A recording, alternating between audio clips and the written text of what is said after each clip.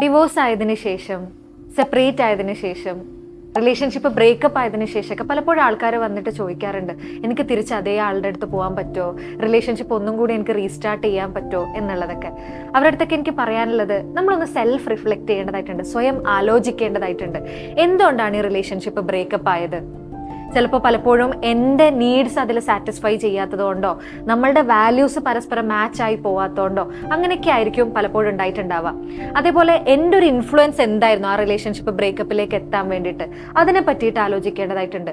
നിങ്ങൾ തമ്മിലുണ്ടായിരുന്ന ബന്ധം എങ്ങനെയുള്ളതായിരുന്നു, ഏത് രീതിയിൽ ഉണ്ടായത് കൊണ്ടാണ് അതൊരു ബ്രേക്കപ്പിലേക്ക് എത്തിയത്, ഇങ്ങനെയുള്ള കാര്യങ്ങളെ പറ്റിയിട്ട് ആലോചിച്ചിട്ട് അവിടെ എന്തൊക്കെ കാര്യങ്ങൾ നമുക്ക് രണ്ടുപേർക്കും ഒന്നിച്ച് എഫേർട്ട് ഇട്ടിട്ട് മാറ്റാനുള്ള സാധ്യതകൾ ഉള്ളതിനെ പറ്റിയിട്ട് ആലോചിച്ചിട്ട് ഇങ്ങനെയൊക്കെ ആവുമ്പോഴാണ് നമുക്ക് തന്നെ കുറേ ഇൻസൈറ്റുകൾ ഉണ്ടാവുന്നത്. ആ ഒരു റിഫ്ലക്ഷൻ ഉണ്ടാവുമ്പോൾ മാത്രമാണ് റീബിൽഡിങ് റിലേഷൻഷിപ്പ് എന്നുള്ളൊരു സാധനം പോസിബിൾ ആവുന്നതും. നമുക്ക് പറയാൻ പറ്റില്ല നമുക്ക് തിരിച്ച് ആ റിലേഷൻഷിപ്പിൽ ഒരിക്കലും പോകാൻ പറ്റില്ല, ഒരിക്കലും റീബിൽഡ് ചെയ്യാൻ പറ്റില്ല എന്നുള്ളത്. റീബിൽഡ് ചെയ്യാൻ പറ്റും, പക്ഷേ എഫേർട്ടും മാറ്റേഴ്സ്.